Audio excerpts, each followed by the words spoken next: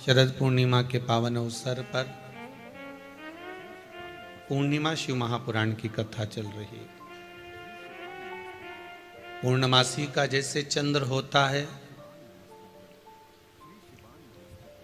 पूर्णमासी के चंद्रमा की तरह आपके भी जीवन में पूर्णता का सुख मिले, ये भाव रखकर ये पूर्णिमा शिव महापुराण की कथा को रखा गया।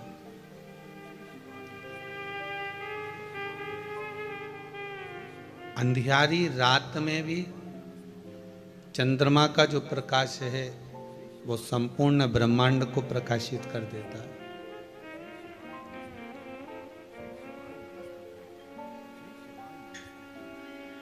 एक भजन, एक स्मरण, एक मंत्र जाप, चाहे आप राम कहें, चाहे आप कृष्ण कहें, चाहे आप शिव कहें, चाहे आप भवानी कहें, जो आपकी मर्जी हो,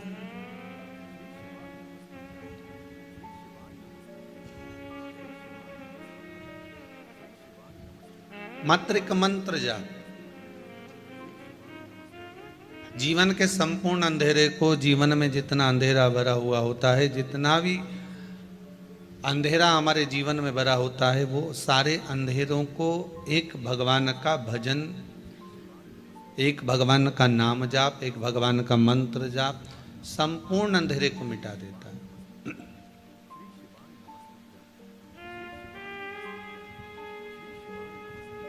मानव का शरीर है, सुख और दुख तो चलना ही है, ये कभी समाप्त नहीं हो सकता।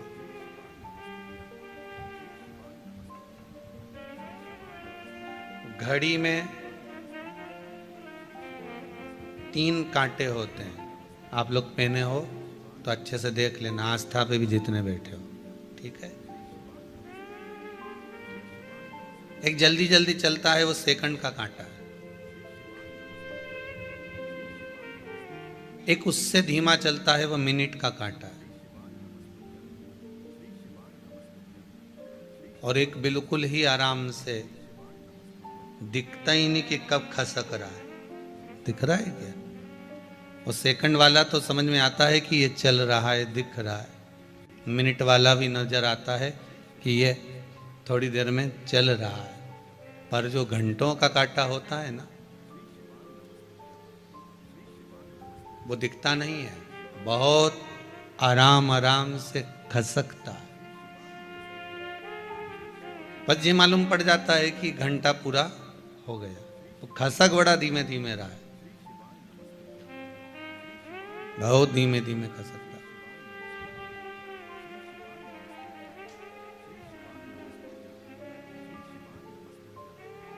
एक सेकंड का है, रफ्तार में चल रहा है। तन, मन और धन, ये 3 कांटे हैं हमारे जीवन में। सबसे रफ्तार में चलने वाला मन का कांटा है। काय का कांटा है? मन का। मन का कांटा इतना रफ्तार में चलता है कि बेटा यहाँ है, पहुंच तुरंत जाता है। आप जहाँ से आए होगे या आप जहाँ बैठकर आस्था चैनल पर या फेसबुक यूट्यूब पर कथा श्रवण कर रहे होगे, आपका ये मन का कांटा उस समय पर जब आप कथा सुन रहे होगे तो ये विश्वास है कि वो मन का कांटा थोड़ी देर कुबेरेश्वर धाम पहुंच गया होगा। और जो कुबेरेश्वर धाम में बैठे होंगे, इनका मन का कांटा थोड़ी थोड़ी देर में घर पहुंच जाता होगा। दूध रख कर आई थी, कहीं बहू चाय बना के नहीं पी जाए, शाम को जाऊंगी तो मिलेगा कि नहीं मिलेगा पता नहीं है। ये मन का कांटा है। एक भगत था, वो शिव मंदिर में जाता था। शंकर जी के मंदिर में जब भी जाता तो मंदिर में जाकर अलग जगह कर शंकर भगवान पर 1 लोटा पानी भरकर शिव जी को चढ़ाकर आ जाता। আমরা আবার দেখা করতে পারি। আচ্ছা, ডেটে নিয়ে যাবে? कर आ जाता।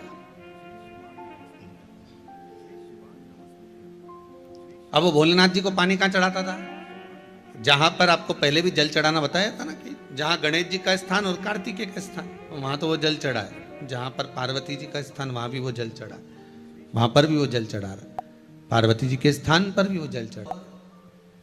फिर सब जगह पर जल चढ़ाने के बाद में नंदीश्वर पर भी जल चढ़ा देता है, और जल चढ़ाने के बाद वो जो शिवलिंग होता है ना, उसके ऊपर जल चढ़ा के ही नहीं आता। अब आप कहोगे गुरुजी जब वो शंकर जी को जल चढ़ाता ही नहीं है तो फिर आप कह रहे हो शंकर जी का भगत, तो वो शिव जी का भगत हुआ ही कैसे? जब वो जल चढ़ा ही नहीं रहा है, जल समर्पित ही नहीं कर रहा है भोलेनाथ जी पर, तो शंकर का भगत कैसे हो सकता है? शिव का भगत कैसे हो सकता है?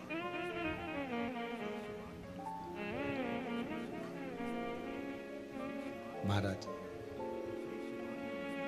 सब जगह पर जल चढ़ाता वो, और जल चढ़ाने के बाद में सब जगह जल चढ़ाकर शंकर जी पे जल नहीं चढ़ाता और वापिस आ जाता है, वापिस आ जाता है पूर्णा अपने घर।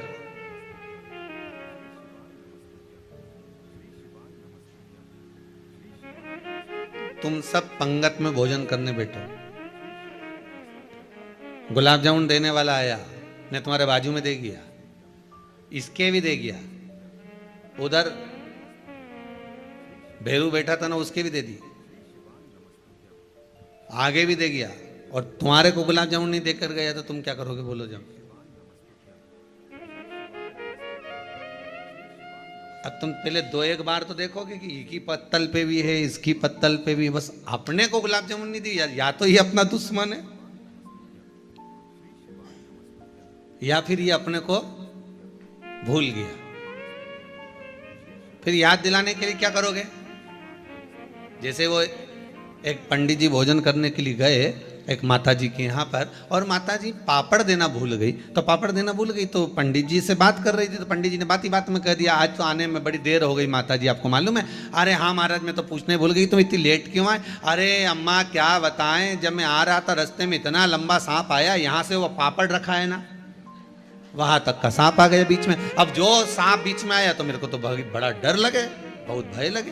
फिर अम्मा जी को याद आया महाराज पापड़ रह गए, मैं अब भी लेके आई, और अम्मा पापड़ ले। अब यहाँ गुलाब जामुन कोई फूल भूल जाए तुम्हारी पंगत में तो तुम क्या कर सकते हो?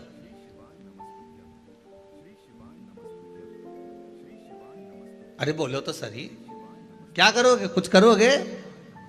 बस इतना जरूर कर सकते हो कि अगली बार आएगा तो देकर जाएगा, बाट जोगे, इंतजार करोगे, प्रतीक्षा करोगे।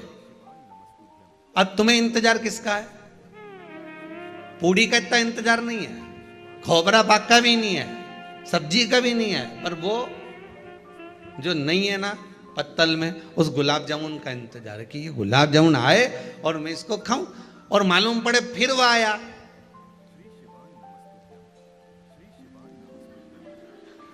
फिर चला गया, फिर रह गए तुम गुलाब जामुन से।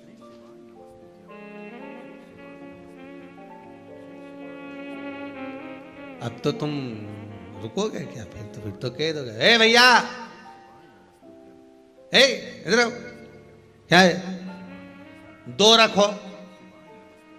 उसने कहा दो क्यों? पिछली बार भी भूल गए थे, अब की बार भी भूल गए, रखो दो। दो गुलाब। शिव का एक भगत ऐसा था, शंकर जी के मंदिर में जाता था, गणेश जी के जल चढ़ा दे, पार्वती के चढ़ा दे, कार्तिकेय के चढ़ा दे, और शंकर जी के चढ़ाता ही नहीं, नंदी के नवा के वापिस आ जाता। अब शंकर जी के मन में आया कि मेरा इतना गुणगान गाए, भजन करे, कीर्तन करे, नाम जाप करे, स्मरण करे, खूब मेरा नाम लेकर आए, घर पे भी बोल के आए कि शंकर जी के मंदिर। अब उन्हें किसी ने शिव जी के मंदिर में सारा देवता, पर नाम क्या निकले? शंकर जी के मंदिर जा रहा हूँ। अब वहां तो गणेश जी भी है, पर तुमने कहा एक बार भी कि मैं गणेश जी के मंदिर जा रहा हूँ? नहीं। पार्वती के मंदिर जा रहा हूँ? नहीं। नंदी के मंदिर जा रहा हूँ? नहीं। आपके मुख से क्या निकला? शंकर के मंदिर जा रहा हूँ। नाम भी बोल के आए कि शंकर के मंदिर गया, और सबके चढ़ाए, और मुझे छोड़ जाए। अब मुझे छोड़कर जा रहा, करा क्या जाए, क्या बोला जाए? अब भगत रोज घर चले जाए, रोज। अब की बार पार्वती जी ने शिव जी से कहा प्रभु जी ये तो आपका घोर अपमान हो रहा है, बहुत बड़ा अपमान है कि हमको जल चढ़ाए और आपको ना चढ़ाए। शंकर जी समझ गए कि ये तो अपमान वाली बात है कि मेरे को जल नहीं चढ़ रहा और सबको चढ़ा रहा है। तो पार्वती जी ने कहा जरूर तुमने इसकी कोई मनोकामना पूरी नहीं करी होगी, इसलिए वो रह गया होगा, इसलिए आपसे थोड़ा चिढ़ गया, इसलिए जल नहीं चढ़ा रहा। शंकर भगवान ने नंदी को बुलाया, नंदी को बुलाकर कहा बता इसकी समस्या क्या है, इसकी परेशानी क्या है, इसको कष्ट क्या है, बोल जल्दी से। नंदी ने कहा महाराज जी कोई कष्ट नहीं है, कोई कष्ट नहीं। ये पार्वती को जल चढ़ा के जाता था, पार्वती मैया ने सब कुछ दे दिया। गणेश जी को चढ़ाया, गणेश जी ने सब कुछ दे दिया। अच्छा फिर मुझे जल क्यों नहीं चढ़ाता? नंदी बोले ये तो मुझे नहीं मालूम, मुझे ज्ञात नहीं कि जल क्यों नहीं चढ़ाता। शंकर भगवान बोले आज शाम के समय पर अपन दोनों इसी के घर जाएंगे, ठीक है, अपन इसी के घर पहुंचेंगे। अब बाबा कृपा करे, शाम का समय था और शाम के समय पर देवाधिदेव महादेव नंदी पर बैठकर पार्वती जी को लेकर इसी भगत के घर पहुंच गए। और भगत के घर पर पहुंचते से ही बाबा देवाधिदेव महादेव ने आवाज लगाई। जैसी आवाज लगाई भगत निकलकर बाहर आया और बाहर आते से बोला प्रभु आप पधारे हो, आप मेरे घर पर आए हो। शंकर भगवान बोले आया तेरे घर पर हूं, पर बाहर बात नहीं करूंगा, अंदर चल के बात करूंगा। और शंकर भगवान उसको ले गए अंदर ले जाकर पूछा, भोलेनाथ जी ने ये बता कि तू सबको जल चढ़ाता था पर मुझे जल क्यों नहीं चढ़ाता था? तो भगत ने कह दिया प्रभु कारण केवल एक था, भक्त भगवान के मंदिर में रोज जाता है पर भगवान भक्त के घर नहीं आता है, आपको बुलाने के लिए मैंने ये जल नहीं चढ़ाया, केवल आपको बुलाना था, मेरे दरवाजे तक मुझे लेकर आना था।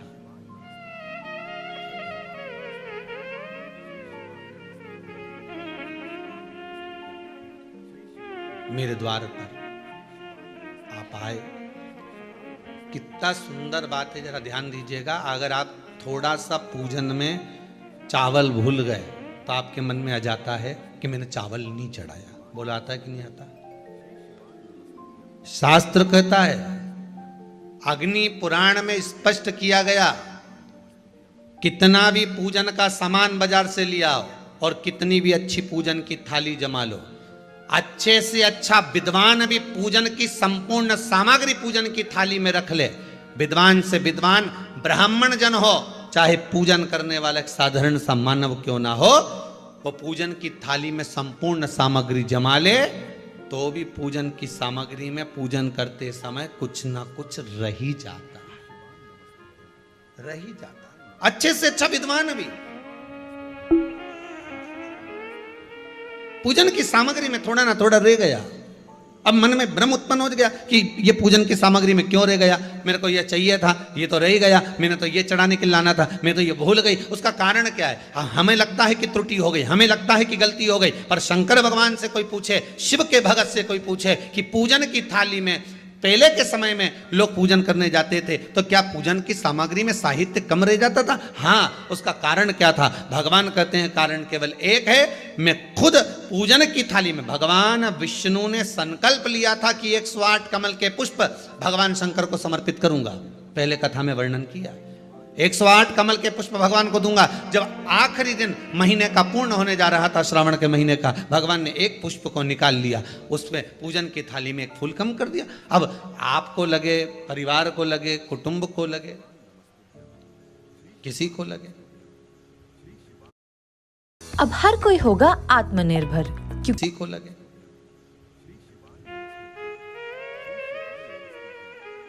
पूजा की थाली में पुष्प, पूजन की थाली में सामग्री अगर कम रह गई है तो आप ये विचार ना करें कि मुझसे गलती हो गई, मुझसे त्रुटि हो गई, भगवान रुष्ट हो जाएंगे। भगवान अपने भक्त से कभी रुष्ट नहीं होता साहब। ये दुनिया के लोग कहते हैं कि अगर पूजन नहीं करेंगे, हमने ये सा नहीं करेंगे तो रुष्ट हो। नहीं नहीं नहीं, भगवान रुष्ट नहीं होता, भगवान कभी रुष्ट नहीं होता अपने भक्त से। पूजा की थाली में सामग्री नहीं है, उसका कारण क्या है? भगवान शंकर की कथा कहती है, जिस दिन पूजन करने बैठे जान कर कर कोई सामग्री मत छोड़ कर जाना, नहीं तो तुम लोग हंसी खेल में कि चलो ये मत ले जाओ, नहीं, आप पूरी सामग्री जमा, और कोई सामग्री आप भूल गए हो तो समझ लेना कि भगवान आपके दरवाजे पर आने के लिए बेकरार हैं, भगवान आपके दरवाजे पर आना चाहते हैं। अगर कोई सामग्री छूट गई है, कोई सामग्री रह गई है, जान कर हमको नहीं। जैसे श्रीफल, नरियल जो हम भगवान के मंदिर में तोड़ते हैं, फोड़ते हैं, माता जी के सामने हमने नरियल फोड़ा, नरियल अच्छा निकल गया, भगवान ने स्वीकार करा ना करा। अगर नरियल अच्छा निकल गया तो आपने थोड़ी सी चिटक निकाल कर भगवान को चढ़ाई, बाकी का सब घर ले जाके चक्कू से निकाल के सब खा गए। और मान लो वही नरियल जो आपने भगवान को चढ़ाया, फोड़ा और वह अंदर से खराब निकल गया, तो भगवान ने स्वीकार करा कि नहीं करा? शिव महापुराण की कथा कहती है जो नरियल अंदर से बेकार निकल गया वो भगवान ने पूर्ण स्वीकार कर लिया, क्योंकि भगवान को मालूम है कि ये सड़ा हुआ नरियल तो चक्कू से निकाल के नहीं खाएगी, जब परिक्रमा लगाएगी तो मंदिर के पीछे पटक जाएगी। भगवान को मालूम है इस चीज का, भगवान को इस चीज का ध्यान है कि ये मंदिर के पीछे पटकेगी। अब भगवान यही कह रहे हैं। अब हमको लगा कि भगवान जो सड़ा नरियल है वो स्वीकार कर लिया, तो क्या आप मंदिर जाते समय दुकान पे से सड़ा नरियल लेके जाओगे क्या? अरे बोलो तो, आप तो अच्छा बजा कर, पानी देख कर, खूब बजा बुजू के देख कर लेकर जाओ कि नरियल अच्छा होना चाहिए। आगे भगवान उसको कैसे स्वीकार कर रहा है, भगवान कैसे उसको प्राप्त कर रहा है, ये उसके ऊपर। आप तो श्रेष्ठ लेकर जाइए, आप तो पूरी पूजा की थाली को लगाकर, पूरी पूजा की थाली को जमा कर, पूजन का साहित्य रखकर, पूजन की सामग्री को संपूर्ण जमा कर लेकर आप जाइए। कोई सामग्री रह जाए तो आप मन में उसके लिए खेद उत्पन्न ना करें। आप तो ये सोचें कि भगवान उसको स्वीकार कर रहा है और भगवान का मन है आज मेरे घर आने का। आज भगवान चाहता है कि मैं अपने तेरे घर पर चलूं।